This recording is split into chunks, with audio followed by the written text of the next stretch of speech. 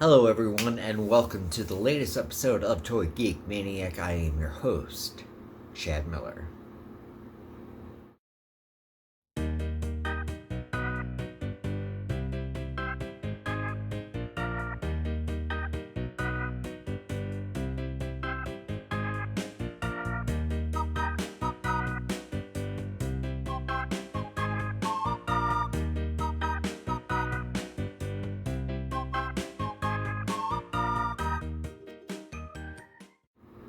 Okay, so for this episode, we are going to talk about Mister Sinister. Now, Mister Sinister is a classic X-Men villain, and it happens to be my favorite X-Men villain of all time. Mr. Sinister's origins go back to the Victorian era in England, where Nathaniel Essex is a scientist slash geneticist who is obsessed with genetics. And it like boils over into him, and he just completely goes bonkers about it. And Apocalypse finds him and sees his potential and grants him like all these powers, as well as his own insane ideals of genetics. And he eventually becomes Mr. Sinister, and also becomes obsessed with the Summers and Gray genetic ties. So that makes him my favorite X-Men villain, the fact that he is obsessed with the genetic gene pool of my favorite X-Men characters, Cyclops and Jean Grey. So it is the 1990s, and Toy Biz has a pretty good, solid line of Uncanny X-Men figures, and by now, the X-Men animated series is becoming immensely popular, and Mr. Sinister is introduced into the series, so naturally, he's going to get a figure. Now, with action figures being what they are today, this isn't a lot to look at, but it was an astounding figure for anybody who is a lover of the X-Men in the comics or the animated series or whatnot. And this was Sinister. And eventually there came to be some alterations, and they made changes to his face. They gave him black lips and his what they call a goatee. Now, I've always seen that as just like a triangle. I never thought of it as a goatee, but it was always described as a goatee. And it turned out it was a pretty rare figure if you happen to find one with the black lips and the goatee, which I did. And at some point down the line, Toy Biz introduced a 12-inch line of their action figures, and it was pretty cool for most of the characters, and Sinister was actually one of them that was really cool in this size.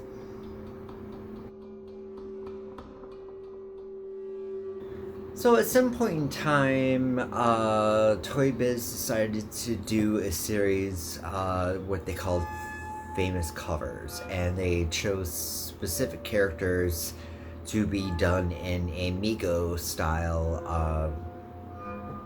of a figure. And if you're not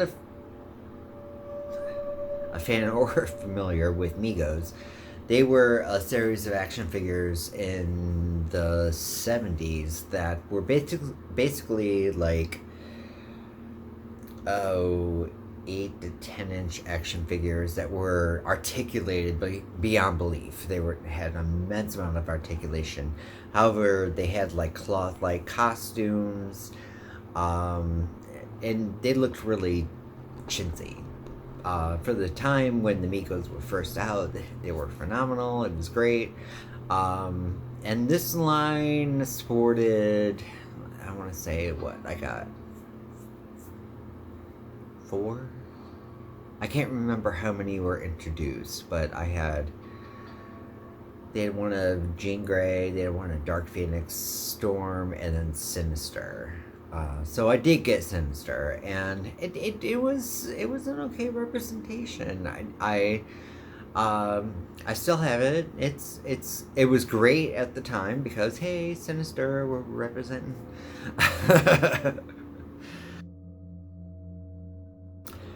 So now we get into the Marvel Legends, and Marvel Legends blew the action figure world out of the park, and eventually we got what I consider the best Mr. Sinister figure to date.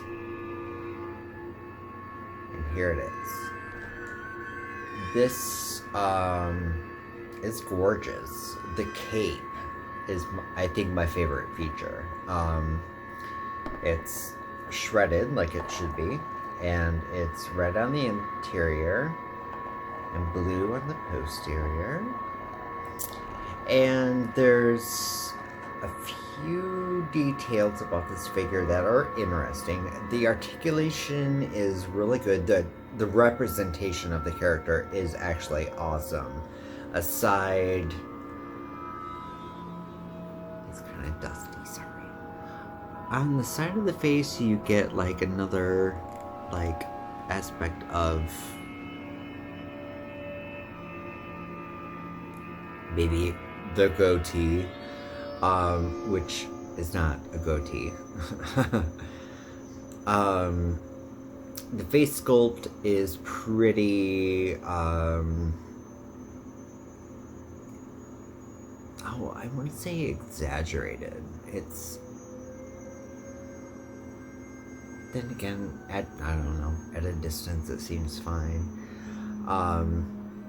The cape, great. The body sculpt is really good. The texture, the detail. There's the gripping hands, which he didn't come with any accessories. But like even the pinky can be moved on its own. There's detail in the shoulder discs. I'm not sure if you can see it there. That's not a thing that was prevalent with the character. Also, there's detail in the belts. There was a segment in the animated series that dealt with the belt of Mr. Sinister, which was dumb in my eyes, but the paint, the sculpt, the articulation, this, as I said, has been the best Mr. Sinister figure to date, and we're about to see if that gets challenged. So now it is 2019, and we have the latest incarnation of a Mr. Sinister figure.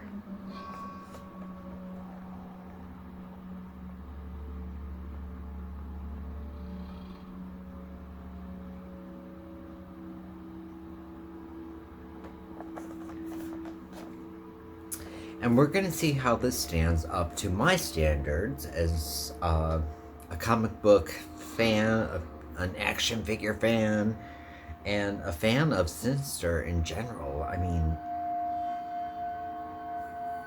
I'm really excited. So let's open this batch up.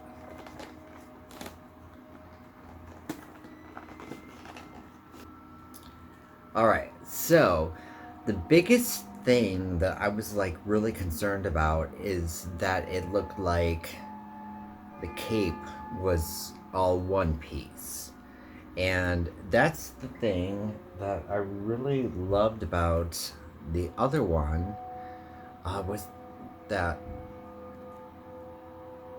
it was shredded, it flowed, there was that. This, while in a good intention of it being not quite as flowy, it is layered. There are 2 layers to this cape. And that brings up the height in the back, which is a huge signature to the character. And it gives depth. And even though it's not as flowy,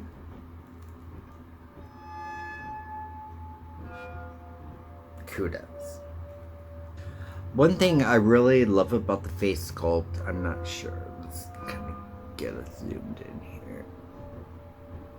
And focus. You do have the diamond on the chin, the black lips, and the sinister smile. I mean, this... It's almost... It's not as iconic as Joker's smile, but it's like right up there. It's like, oh, yeah.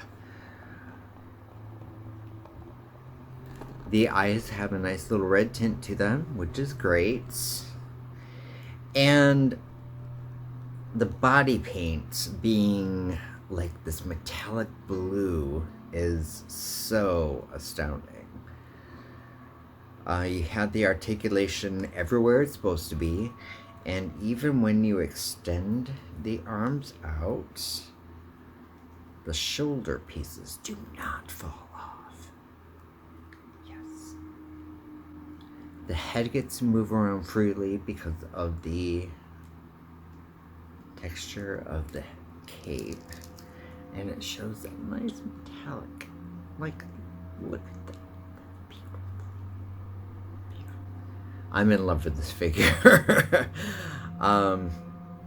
You have the cuffs here on the lower part of the boot, as well as on the thigh. Something that,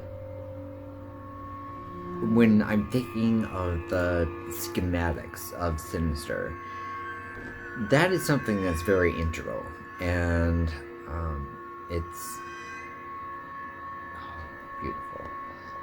Now, this reminds me so much of, like, Sinister from the Inferno run on the X-Men comics. And, I mean, in all actuality, if you really wanted to take a look at Sinister from the X-Men animated series, this is quite a bit better than that. But, I mean, this is classic Sinister. I mean, it's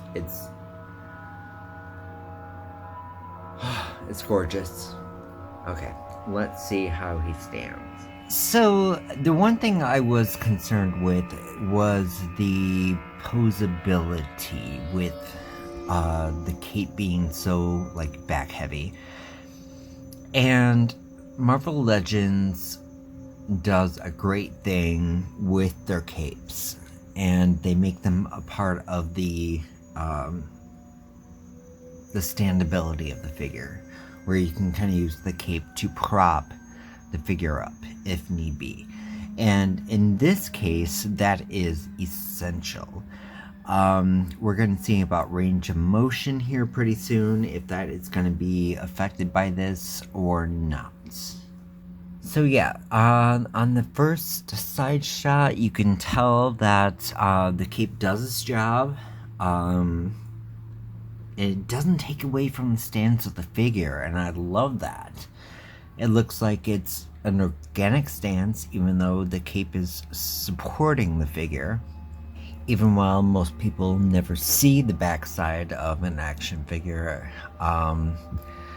the detail of the cape looks really well. I didn't have to play with trying to make it stand in this position, and that makes me kind of happy because display options are everything. Once again, the stance is very organic. I like it, even though I know that the cape is supporting him. So on a basic standard pose, I did have to set the cape back a little bit to help support, but the looks of it, still astounding. I love it. So if I'm gonna give a star rating on this figure, I haven't really found any flaws per se, so I'm gonna go ahead and give this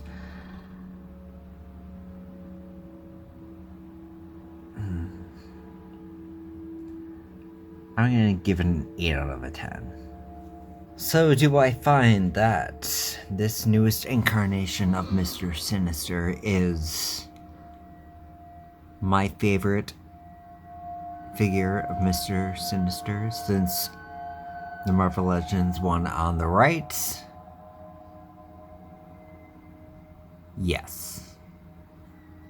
Thank you so much for watching this video. Don't forget to hit like, subscribe if you want to see more of this fantastic stuff featuring action figures, and we thank you for watching. Love and light to you all.